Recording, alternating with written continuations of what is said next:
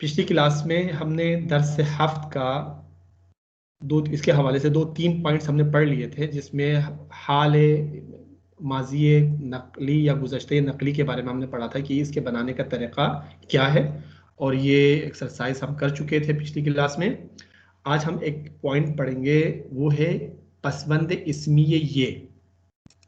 ये क्या है? पसवंद का मतलब ये होता है कि जो किसी भी लफ्ज़ के बाद आ जाए। पस का मतलब है बाद में आना, ठीक है, बाद पीछे आ जाना।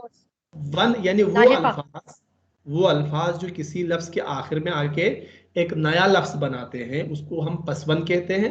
इसको आप इंग्लिश में सफिक्स कह सकते हैं और उर्दू में हम इसको लाहिका कहते हैं, राइट। अगर पहले आ जाए तो क्या क्या कहेंगे? साबिका। Sir prefix. साबिका प्रीफिक्स है जी, प्रीफिक्स है। फारसी में क्या कहेंगे? पीशवन। पीशवन। देखिए, पस का मतलब होता है बाद को। पस का मतलब है बाद के लिए ना। पस जब आप कहते हैं पसवन, तो यानी जो चीज बाद में आ जाए, ठीक है, लाहिका। और पहले आ जाए तो क्या कहेंगे? पीशवन, साबिका, ठीक है। और अगर बीच में आ जाए तो मियानवन।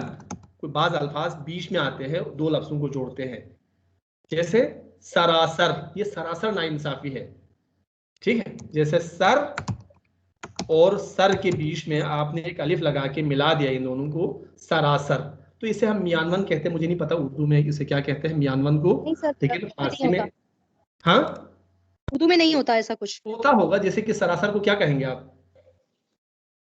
पढ़ा नहीं सर, सिर्फ साबिका और लाहिका ही पढ़ा है। हाँ, नहीं, मुझे होगा कोई लफ्ज, हमें नहीं पता, ठीक है।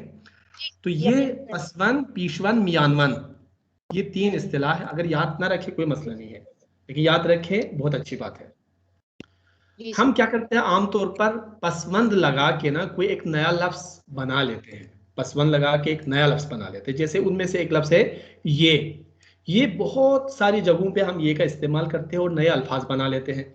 ये की एक क्वालिटी ये है कि अगर हम इस्म के बाद लगाएं तो सिफत बन जाती है, ठीक है, सिफत वजूद में आती है। और अगर आप सिफत के ऊपर ये का इजाफा करेंगे तो इस्म वजूद में आएगा, ठीक है। जैसे नेक, हम उर्दू में भी कहते हैं नेक के ऊपर ये लगाएं तो नेकी इस्म बन जाता है। नीक, नीकी, ठीक है। नीक से नीकी, नेक सिफत है और नेकी इस्म है। इसी तरह से नादान सिफत है, ना जानने वाला शख्स, और नादानी, नादान से नादानी इस्म बन गया है। तो किसी भी एडजेक्टिव के बाद ये लगा के आप उसको इस्म बना सकते हैं, ठीक है। हर जगह नहीं, लेकिन बहुत सारे अल्फाज इस तरह से बन जाते हैं। तारीख से तारीकी, मेहमान से मेहमानी, मेहमानी, शीरीन से शीरीनी, शीरीनी, आशिना से आशनाई, आशनाई। तो एक ये कनेक्टिंग के लिए ये है, मियानजी इसको कहा गया है। इसको मियानवन भी आप कह सकते हैं। ये जो ये है, इस ये को अलिफ के साथ मिलाने के लिए, वावल को वावल के साथ नहीं मिला सकते हैं, तो एक कॉन्सोनेंट ये या अलिफ का इस्तेमाल किया जाता है। उसको कनेक्टिंग ये, मैं बार बार आपके साथ कहता रहता हूँ, कनेक्टिंग ये है, ठीक है। तो अब आप लोगों की बारी है कि आप लोग दो दो अल्फाज मुझे बता दें कि इस सिफत के बाद ये लगा के हम कैसे बना सकते हैं। जी, मैं बोलूं सर? जी, ज़ीबाई, जीबा से जीबाई, ज़ीबाई, ठीक है, जीबा से ज़ीबाई, जीबाई, वेरी गुड, ठीक है, एक हो गया। सर बस जिश्त से जिश्ती, जिश्त से जिश्ती, जी, अजिश्ती, जिश्त से जिश्ती भी हो सकता है, वेरी गुड। जीबा से जीबाई, ठीक है, ठीक है। इसमें एक वावेल की वजह से आ रही है, ठीक है, जीबाई। और कोई जल्दी जल्दी बताएं। जवान से जवानी, वेरी गुड। जवान से जवानी, वेरी गुड। जवान, मीशे जवानी। सर सर्द से सर्दी, ये सर्द से सर्दी, वेरी गुड। सर्दी, गर्म से गर्मी भी हो जाएगा, आसमान से आसमानी। नहीं, आसमान आसमान सिफत तो खुद नहीं है। इसम है, आसमान खुद नाउन है, नाउन पे अगर आप लगाएंगे तो फिर वो सिफत बन जाएगा। सिफत बन आपकी जाएगा। बात ठीक है। वो आसमान चूंकि नाउन है, नाउन पे आप अगर ये लगाएंगे तो वो एडजेक्टिव बन जाएगा। आसमान से आसमानी यानी वो चीज जो आसमान से ताल्लुक रखती है, आसमानी किताबें। जी ठीक, आपकी बात सही है, लेकिन ये इस्म से सिफत बना रहे, फिलहाल सिफत से इस्म बनाने का तरीका बता रहे हैं जी। सर और इसका कोई? मतलब क्या है? जिश्त का मतलब क्या है सर? बदसूरत। बदसूरत और बदसूरती, अच्छा, थैंक यू। ठीक। तारीख से सूरत और तारीखी। बदसूरती जी जी। सर। तारीख से तारीखी। तो दो तो यहाँ पे मौजूद है, तारीख से तारीखी यहाँ मौजूद है। ठीक है, सर सर मैंने टेस्टी नहीं को क्या देखा। कहते हैं सर? खुश जायका को क्या कहते हैं? खुशमज़ेई। खुशमज़े, सॉरी खुशमज़े, सर, खुश मजे। खुशमज़े, अच्छा, खुश मजेई। मज़े, खुशमज़े यानी मज़े, अच्छा, खुश मजे। ओके। फिर मज़े, सिर्फ मज़े, मज़ा, मज़ा इस्म है। खुश मज़ा होना, बद मज़ा होना वो एक अलग चीज है जी। ठीक। अगर कामरान से कामरानी। कामरान से कामरानी या दीवाने से दीवानी, दीवाने की। दीवानगी। सर कामरान जो है वो इस्म है या सिफत है? कामरान से ये सिफत है। अच्छा ठीक है। कामयाब से, कामयाब। कामयाब से कामयाबी, कामरान से कामरानी, ठीक है। कामयाब से कामयाबी है।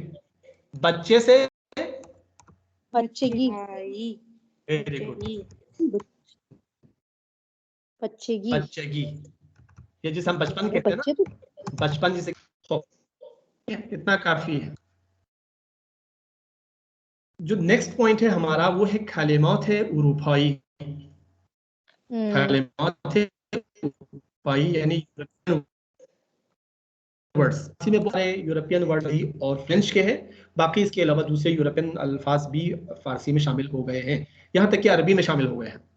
بسیاری از کلمات اروپایی مخصوصا از زبانهای فرانسه و انگلیسی در یک یا دو قرن گذشته पिछली एक से दो सदियों के दौरान वारिद ज़बान फारसी शुदे अन, ये गुज़श्ते नकली है शुदे अन। मिसाल های زیر اغلب از زبانهای فرانسه و انگلیسی، ये जो मिसालें ये ज्यादातर फ्रांसीसी और अंग्रेजी जबानों से लिए गए ठीक है। अल्फाज autobus, auto bus, auto bus. Auto bus, automobile, automobile, mobile. ठीक है। इसकी यानी गाड़ी को कहा जाता है, ऑटोमोबाइल यानी कार को आमतौर पर इस्तेमाल करते हैं। इसकी, इसकी, इसकी क्या होता है? जो बर्फ पे खेलते अच्छा हैं, स्केटिंग। स्केटिंग। नहीं, स्केटिंग अलग चीज है। स्केटिंग बर्फ, जमी हुई बर्फ पे जूता पहन के करते हैं। इसकी जो है ना ढलान से जो है ना नीचे फिसल के आ जाते हैं पहाड़ों से ना, उसको इसकी कहा जाता है ठीक है। पार्क, बास्केटबॉल पार्क को पार्क ही कहते हैं। पोस्ट यानी post, taxi taxi, traffic traffic, telephone telephone, doctor doctor, restaurant restaurant, सालाद सालेट, सालून वो salon. Salon. Ceramic, ceramic English का लफ्ज है। सूप, फामिल family, film, card card, coat coat. Coat. Coat, खिलास, ठीक है। कोट जिसे कहते हैं ना ओवरकोट जिसे पहनते हैं। Kilometre kilometre, machine machine, metro metro, मूजे म्यूजियम, मिलियन मिलियन, मिनीबूस मिनीबस, नुमरे number, volleyball volleyball, hotel hotel. तो ये सारे अल्फाज अंग्रेजी फ्रांसीसी से फारसी में शामिल हो गए हैं और आज फारसी में ये शामिल नहीं समझा, बहुत ज्यादा इस्तेमाल करते हैं, इन अल्फाज का इस्तेमाल होता है। ये हम बाद में कर लेंगे मतन को पढ़ने के बाद। और ये कुछ अल्फाज मजीद देख लीजिएगा। एदामे, एदामे यानी कंटिन्यूएशन, तसलसल। एदामे का मतलब है तसलसल, कंटिन्यूएशन। फर्क, डिफरेंस, यानी कि तफावुत भी आप कह सकते हैं, फर्क भी कह सकते हैं, ठीक है। इदामदादन कंटिन्यू करना, जारी रखना। सिले को जारी रखना, जारी करना या रखना। फिक्र हम उर्दू में भी कहते फिक्र, फिक्र सोच, हैं फिक्र। सोच तब्दील करना, तब्दील करना, किसी चीज में ये की एक एक करके, वन बाय वन।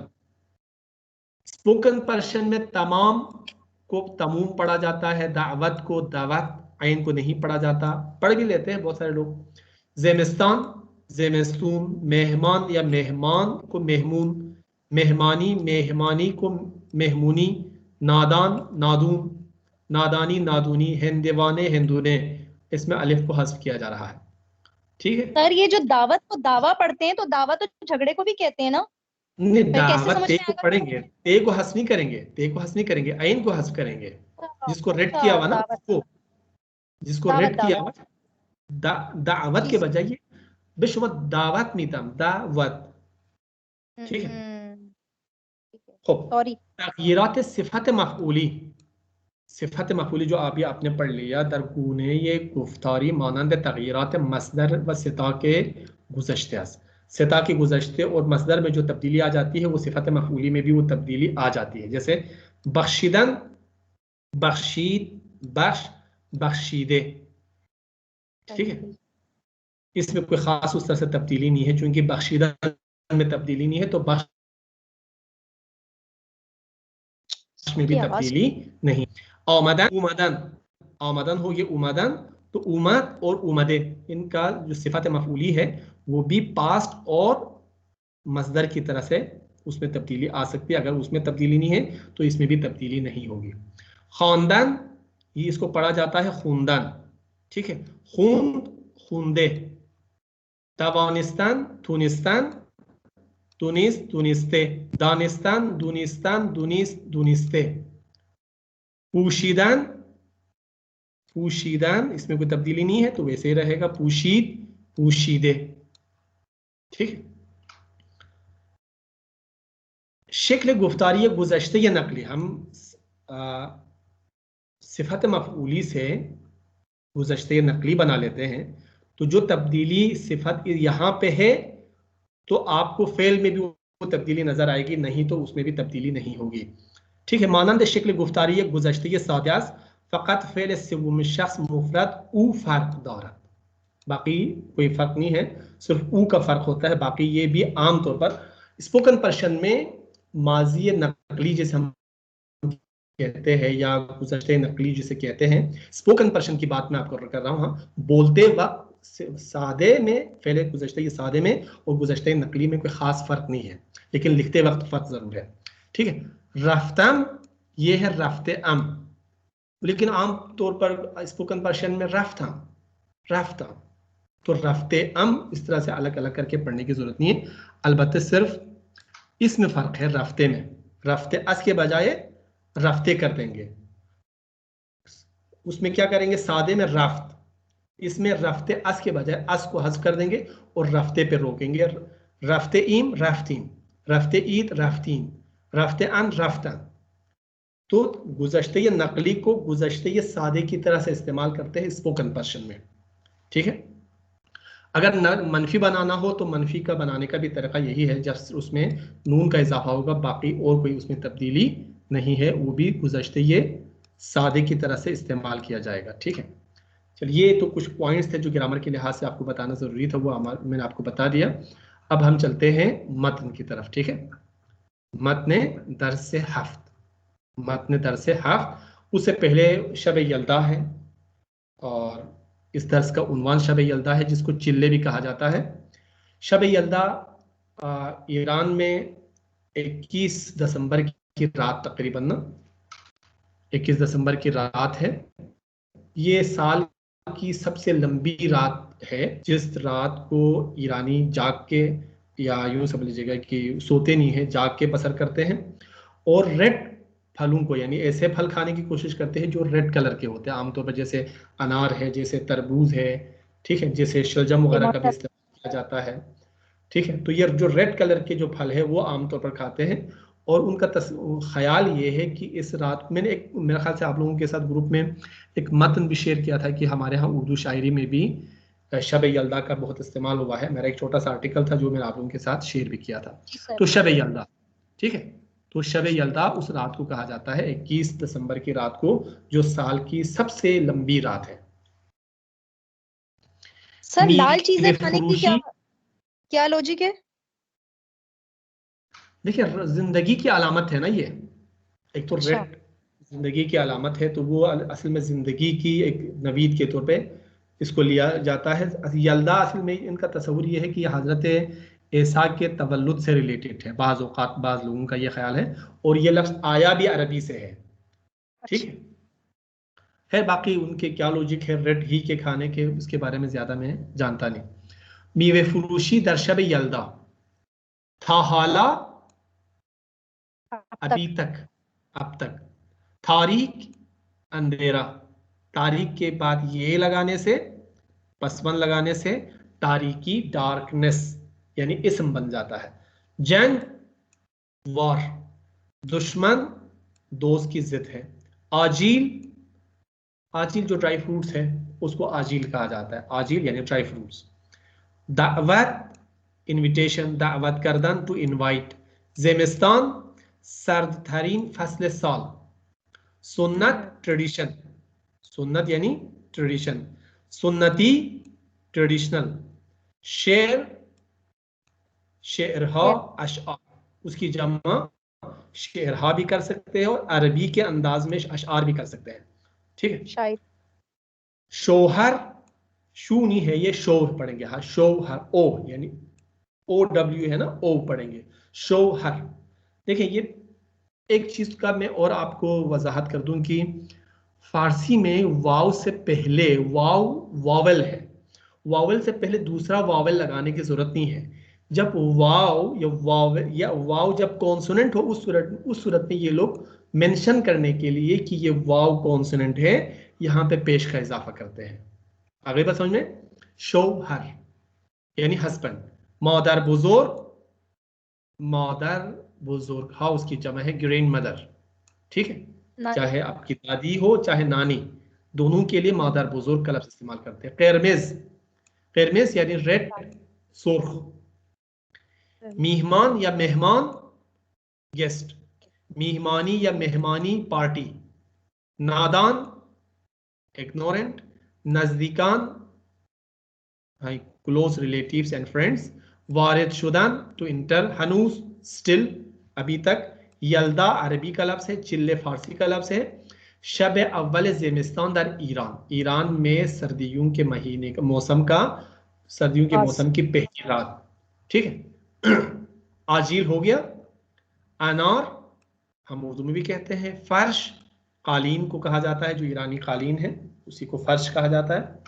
मीवे, मीवे खुश मेवे, फ्रूट नहीं, फल, फल फल सॉरी, खुश मीवे नहीं है, यह थरबार है। थरबार, दो तरह के फल होते हैं ईरान में, एक है खुशकबार, ठीक है, एक है थरबार। तो ये थरबार है यानी जो रस वाले रस, ठीक है, रस वाली चीजें हैं। हिंदवाने तरबूज, तरबूज, ठीक है। चल सर तरबूज फारसी का लफ्ज नहीं है? फारसी में हिंदवाने का लफ्ज इस्तेमाल करते हैं, ठीक है। चले मतन को मैं एक दफा पढ़ लेता हूं, आप लोग और से सुने, फिर आप लोग खुद तर्जुमा करेंगे, ठीक है। इमशब शब यल्दा शब अव्वल ज़िमिस्तान व बुलंदतरीन शब साल است. آقای امامی نزدیکان خود را به مهمانی دعوت کرده است.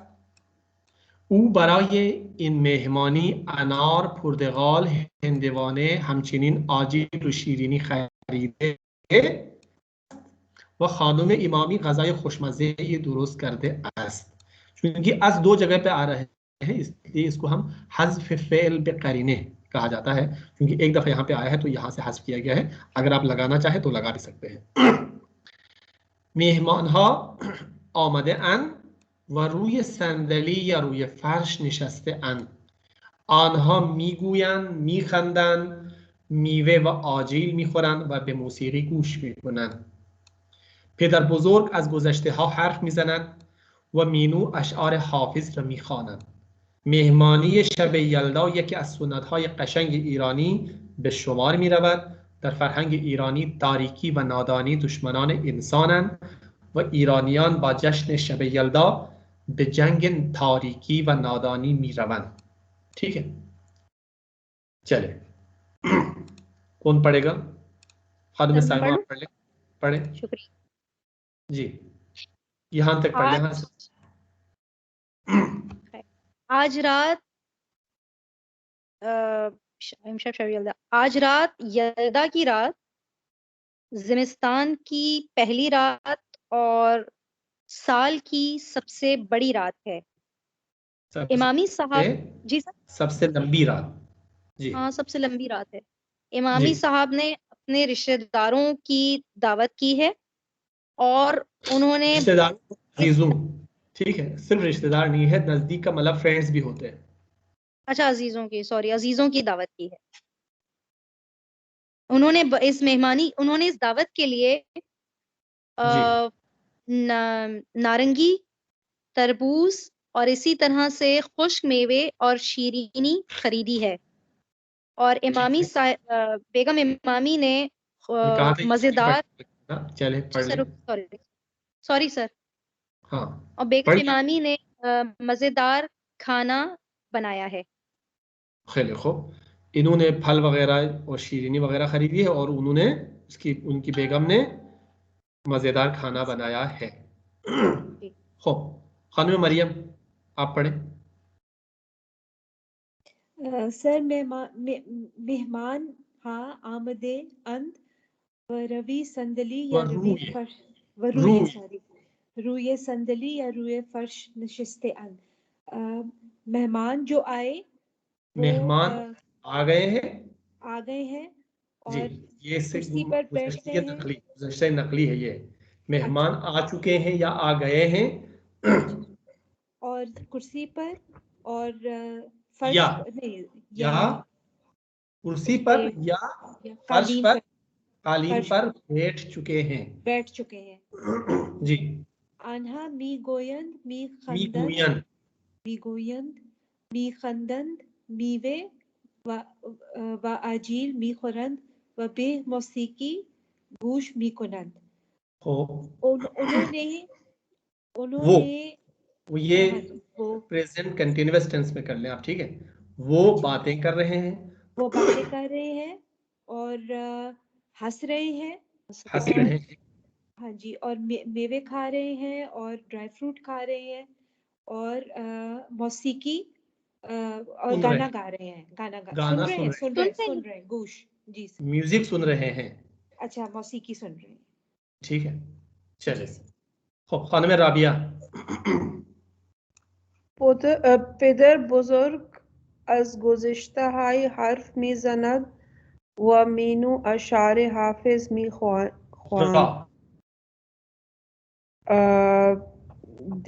जो दादा है हाफिज रा میخواند. नहीं, پدر بزرگ از گذشته ها حرف میزند.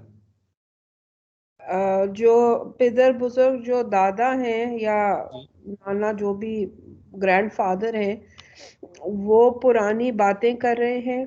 Very good. और मीनू हाफिज के अशार पढ़ रही है. पढ़ रहा है मीनू. अच्छा, मीनू लड़का है. मीनू हाफिज के अशार पढ़ रहा है.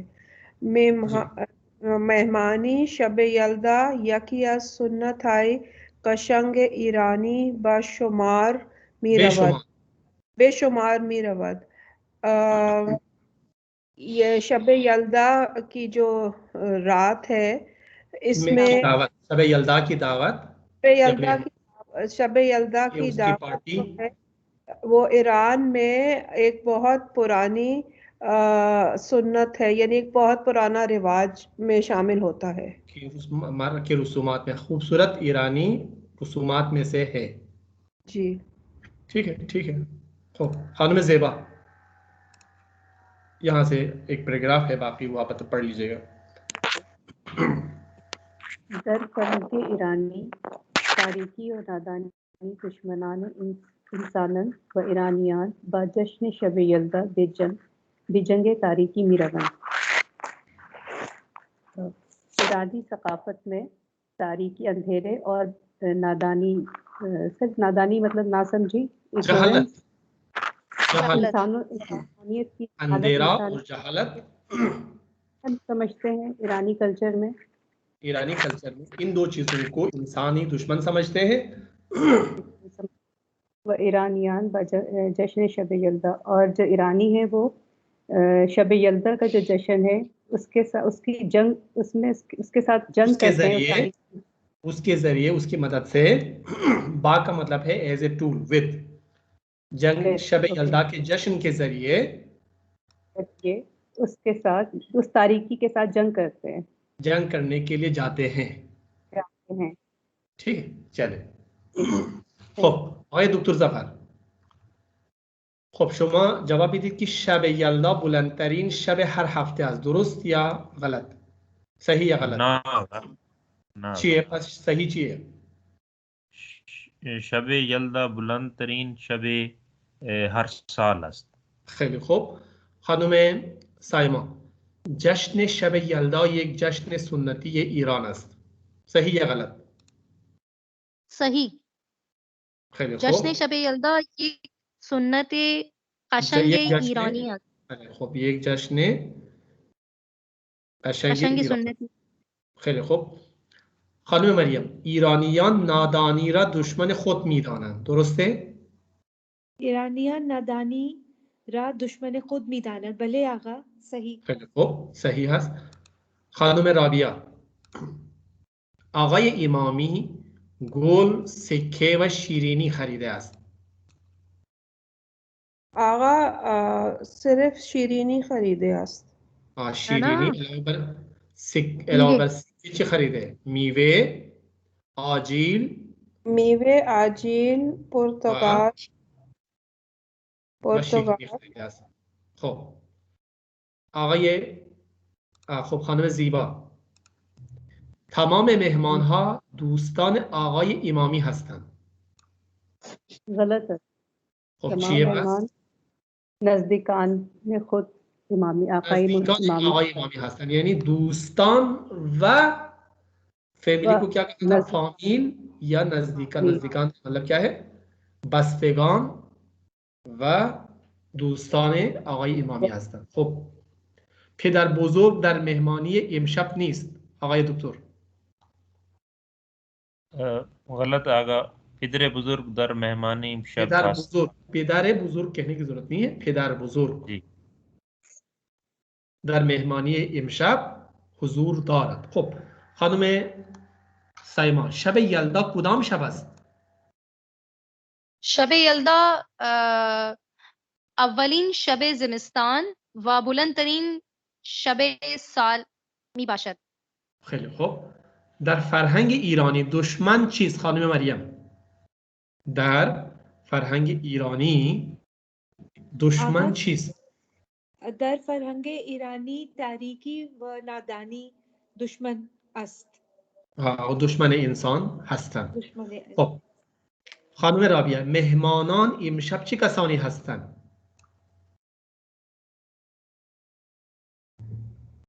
یا چه کسانی امشب مهمان یا مهمانان آقای امامی هستند؟ آقا قریب کے جو فیملی ہے، نزدیکان آقای امامی. بله، نزدیکان آقای امامی مهمانان امشب هستند. اینجوری. خانم زیبا، مهمان ها کجا نشستند؟ مهمان ها روی صندلی و روی فرش. روی صندلی یا فرش نشسته اند. خب آقای دکتر ظفر، آنها چه چیزهایی میخورند؟ aga anha میوه و آجیل میخورند. خیلی خوب. خانم سایما، پدر بزرگ چی کار میکند؟ پدر بزرگ از گذشته حرف میزند. خیلی خوب، خسته نباشید. پس تمرین امروز، چون شما باید اینو آمادگی رو داشته باشید، آمادگی کنید و یه متنی بنویسید در مورد این موضوعی که اینجا مطرح شده و انشاءالله و برای من بفرستید و من تصحیح میکنم، اونو اصلاح میکنم. با کلاس آینده یعنی روز چهارشنبه انشاءالله در مورد این موضوع ما صحبت میکنیم، با شما تمرین میکنیم. خب مثال که اسم क्या है؟ آیا در کشورتان سنت و جشنی مانند شب یلدا داری؟ क्या आपके मुल्क में कोई ऐसा ट्रेडिशन या ऐसा कोई त्यौहार जश्न शब यल्दा की तरह आपके मुल्क में है? این جشن یا جشن دیگری را که مردم دوست دارند در انشای این درس معرفی کنید. इस चैप्टर के एक्सरसाइज के तौर पे आप ये जश्न या इस जश्न से मिलती जुलती कोई भी दूसरा त्यौहार हो उसके बारे में आप लिखें जिनको लोग पसंद करते हो। ठीक है, तो कोई भी पाकिस्तान के हवाले से, आपके इलाका जो भी है, पंजाब के हवाले से, सिंध के हवाले से या कहीं और भी है, वहाँ का मकामी भी हो सकता है और पाकिस्तान का भी हो सकता है ओवरऑल। तो किसी ऐसे जश्न को इंट्रोड्यूस करना है और उसके बारे में आप लोग लिखें। इंशाल्लाह हम अगली क्लास में इसी टॉपिक के बारे में बात करेंगे। इंशाल्लाह आमादगी किसको कहते हैं? तैयारी कर लें आप। अच्छा ठीक है, सही. خب انشالله درسمون امروز اینجا تموم میشه. انشالله. انشالله. Thank you.